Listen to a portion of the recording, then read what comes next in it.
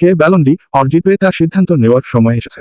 এখন চেলসির ক্লাব বিশ্বকাপ জয়ের অর্থ হল লামিন ইয়ামাল, রাফিনহা এবং সালাহ সকলেরই আশা আছে, কারণ ডেম্বেলে যদি ফ্রেঞ্চ সুপার কাপ এবং উয়েফা চ্যাম্পিয়ন লিগ জয়ের পর জিততেন তবে তিনি এই মৌসুমে তার পঞ্চম শিরোপা নিয়ে চলে যেতেন।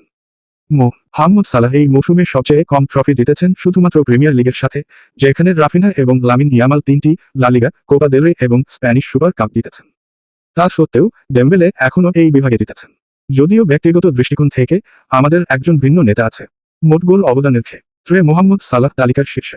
দুর্ভাগ্যবশত রাফিনহার জন্য সে আক্ষরিক অর্থেই তার থেকে মাত্র 1 নম্বরে পিছিয়ে আছে, যেখানে ডেম্বেলে তৃতীয় স্থানে এবং লামিনে ইয়ামাল শেষ স্থানে।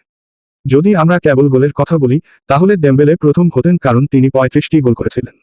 সালাহ এবং রাফিনহার চেয়ে একটি বেশি, কিন্তু রাফিনহা তৃতীয় কারণ তিনি এই মৌসুমে সালার চেয়ে 5টি বেশি ম্যাচ খেলেছেন। লামিনে ইয়ামাল একটি ছাড়া অন্য কোনো বিভাগে প্রথম স্থানে নেই। চোখের পরীক্ষা এবং কেবল বার্সা ভক্তরা নয়, এমনকি ইন্টারের খেলোয়াড়রাও চ্যাম্পিয়ন লিগে বার্সেলোনার মুখোমুখি হওয়ার পর এটি বলেছিল। যাই হোক, যদি আমরা কেবল গোল অবদান এবং ট্রফি জয়ের কথা বলি তাহলে সমস্ত রাস্তা একজন ব্যক্তির দিকেই নির্দেশ করে।